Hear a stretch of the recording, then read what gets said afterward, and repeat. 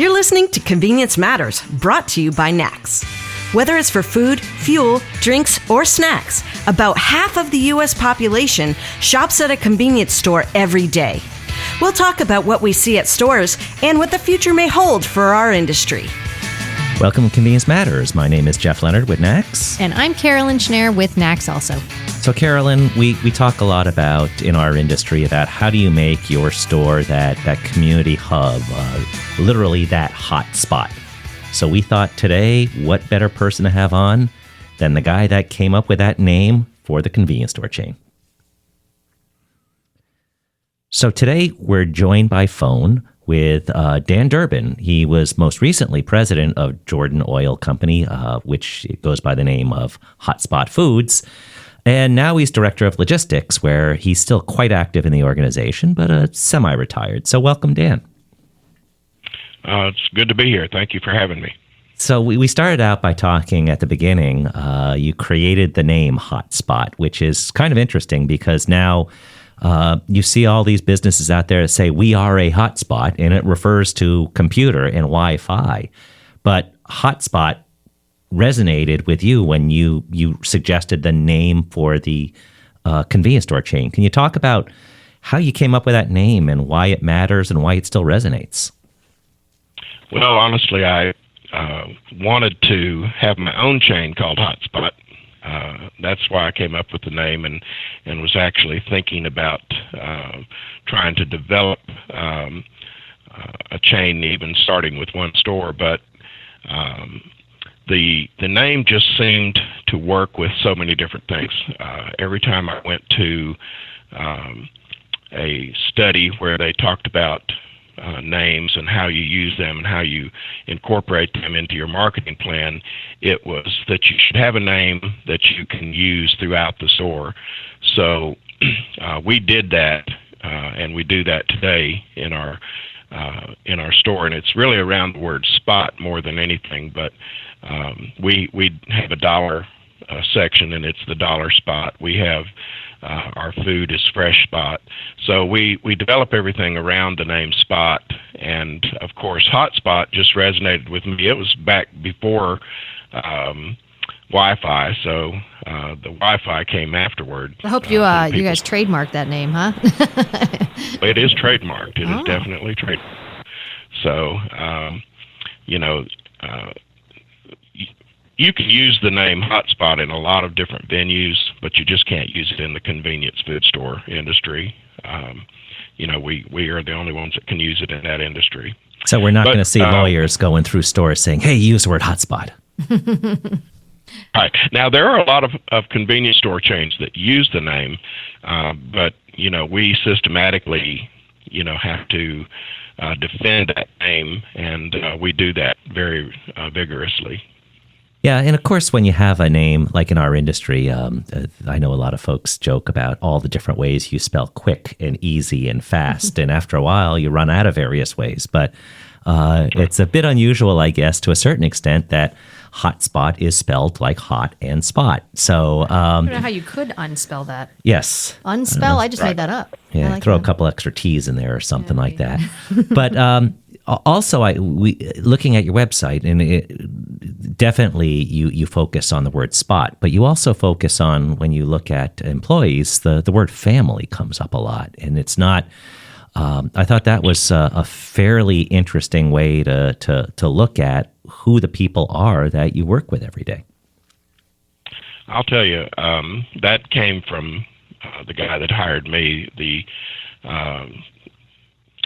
man who started the company, R.L. Jordan. He put his employees in the company into the family. When you walked through the door, you became part of the family. And I'm serious. He treated his employees just like he treated his children. And I've never worked for a place that it was like that. And they have taken the same attitude as they took over after his death in 2006, and they have continued on with that legacy of family. And it's a fantastic environment here that they have created, and it was just something that they chose to be. and they've maintained it from 1950 right on up until today. Well, and corporate culture is huge. And we talk about it at NACS where we work, and it's such an important thing that people feel loved and happy and part of a family, even like you mentioned. So, what are some of the ways that in Hotspot you guys do that with your employees? Like, are there some outstanding, cool cultural things that you guys do to recognize them, or at least make them feel, even like you just said, like the owners did for you, make it part of the family? Well, I think that it's just the everyday way that we do business. I worked for other convenience food store chains where you were basically told, you need to do your job, and when you don't do your job up to our expectations, we'll replace you because there's plenty more where you came from. And you would never, ever hear or see that type of an attitude in our organization. From the day you walk through the door, you can tell that it's a different environment. It's an environment where you really do feel love from day one. And as with any family, you'll have situations that come up that try people. But even in negative situations, our employees know that we are there for them, that we're trying to, maintain that family significance, even in the bad times, and even to have a family inside the company, it has to extend to your customers, to your families, and we go way beyond just trying to make our employees feel like family, but we try to make everyone that's associated with our company feel like family. These people that are working third shift, they're giving up a lot, and so we want even the people that they're being taken away from to feel like they're part of what we're doing, and we want to include everyone in that family atmosphere. Whether it's dinners, where we have their families come in and we recognize, the contributions that family members make to allowing us to be the company that we are, customer events that we have where we try to make sure that they feel like a family.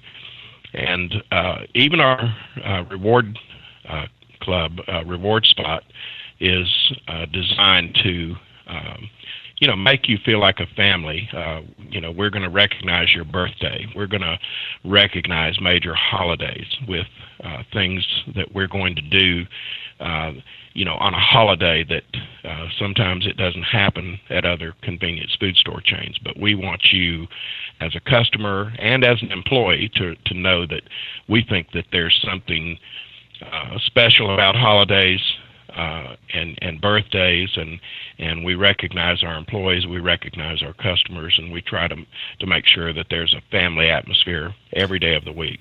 And it's interesting in hearing about Hotspot's story and how they came with a loyalty program. Originally, it started small, and the idea was, how do you've gone through discussing how making people part of family, but then it also comes down to how can you compete against everybody else that's looking to do the same thing.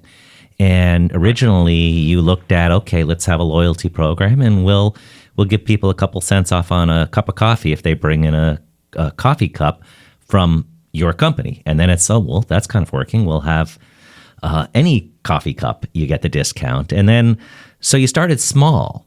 And from that, was there a plan where you went from let's start small, kind of learn a little, or we just don't know any other way to do that than test and learn and then evolve into something a little bit more robust? Honestly, it came about that we had to make rapid changes about 10 years ago, probably 11 years ago now. We heard that we were going to have competition moving in, and we had been told that they had already purchased about 186 pieces of property in our market. And so we went to investigate that company, and we found out that they were really, really dynamic and really, I mean, I don't know that there's anybody any better in the industry than they were. And we knew we were going to be up against it. And we came back. We knew we had a few years. We began to remodel our stores. We added all of the amenities to our stores that they had in their stores. And but even at that, my stores were older than their stores. They were going to be building brand new stores. So we knew that everybody likes the new mousetrap, and we needed more than just amenity for amenity. We couldn't just match amenities. We needed to have something that was going to continue to resonate, and we knew that we'd keep a lot of people just because of our atmosphere, but we also knew that we'd potentially lose some customers. So we decided that it was time for us to put our foot on the pedal and to get a reward program that no one could match. And that's what we set out to do. And it actually took us a few years, even beyond when they started building their stores, to bring it all to where it is today. And we add to it all the time, even now. But we had made great progress by the time that our competition came in, and we really were well served by doing it, because we never had the losses that we thought that we would have. And in our second year of competition with that chain that I speak so highly of, we actually were up 10% in the market. So it was definitely something that we we're proud to have started and felt like that we needed to. And a big thing related to loyalty is a lot of time people think of loyalty programs and they think, okay, let's give people discounts and price matters. But really what we've heard in how it works at Hotspot is a key thing is not everybody should be treated equal. You should reward your best customers and treat them better. And not all discounts are the same. So there was definitely an idea that you want to treat your best customers like they're super special. And that was part of how your loyalty program works. It absolutely is. We didn't understand that day one. I'll be honest with you. We just wanted to be able to offer our customers something exciting. We wanted them to get a reward with every purchase, and we knew that the only way to give them a reward with every purchase was to reward them on every item. So we started out with rewards on every item that they purchased, but we knew that it was going to be impossible to have large rewards like some people might offer on single items if we did this on every item. So we decided that we wanted to stay away from, for example, rewards on gasoline that were being utilized in many markets to get a reward program going. And I had a competitor who had gone into a program where they gave 10 cents a gallon on gas, and he called me one day, and he said to me, "Dan, I've got a problem." He said, "I'm going out of business." He said, I'm giving so much money away that I can't continue to do it. And he said, "I don't know how to stop this program." Well, as it turned out, he did have to stop it, and he is still in business, but it hurt his business for a long time, after that, because his customers were angry, and we decided that whatever we did, we were going to continue to do it. And we do. Even today, I have a store that gives 10 cents a gallon on gas. I have several stores, I think 4 stores, that give 5 cents a gallon on gas. But we only do it in markets where the competition forces us to do it. And then when we do it differently than they do, where they make their customer buy a lot of merchandise and total up a certain amount for the month, and then they get a certain amount of cents off. We just simply give them the cents off every day, every time they purchase, as many times as they come in. So we do it in a tougher way than what they do, and what we're saying to our competitor is, if you're going to do that, you're going to lose competing with us in that arena. And so a lot of people have backed off of that even in our markets, because they know how we're going to do it. But we have chosen to have a program that people are rewarded every day at the checkout. They see price rollbacks. They see price rollbacks at the pump if we have to, and they see discounts on every purchase that they make.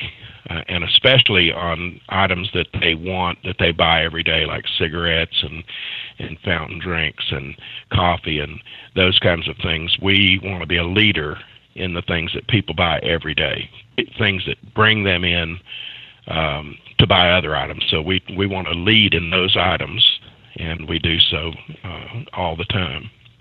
I think it sounds like it's in the company's DNA, essentially. Your support, you give great support, and you get great support back from employees, and the same thing with the customers too. So it's really about building a community, and it sounds like they've rewarded you, the customers, and your employees for that matter, by just keeping on top of the competition and really just standing out in what sounds to be a pretty busy market down there. So kudos to you on that.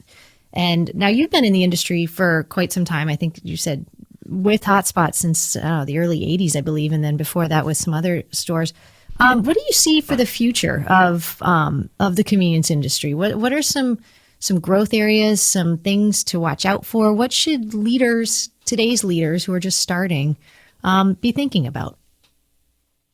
Well, I think people coming in today are going to have it so much better than we did, because when you come in today, you're armed with information that we didn't have 35, 36 years ago when I started with Hotspot. And we had even less when I started in the industry. Today, we know so much about what we're doing. We can determine why we do what we do, what's going to work before we ever try it.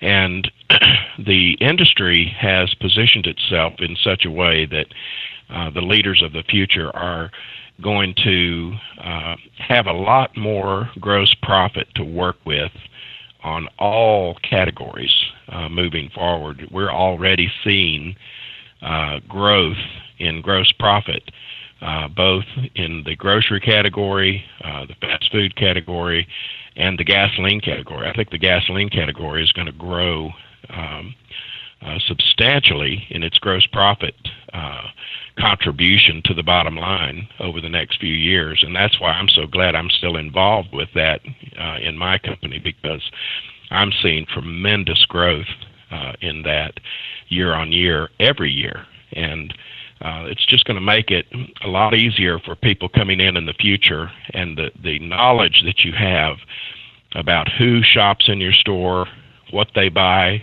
when they buy it, even where they live, around your store. And you can begin to target, marketing, to the people like you never have before. It's just, it's a huge, huge thing. But I still go back to, I think that the initial greeting coming in the door and things like that people have always worked on and never seem to get right, those things are still the most critical things. But all this other stuff that we can add to it is going to be extremely important. we've actually been working on something that our owner years and years ago, the first store he opened, people would come in and buy gas from him, and he would ask them their name, and he would write their name down in their gas cap and put it back on their car. And the next time they came in, he would take that gas cap off, and he would say, "Hello, Bill," or "Hello, Joe," or "Hello, Mrs. Smith," or whatever. And people loved that. And of all the things that I've worked on, I've not fixed that problem in my stores today.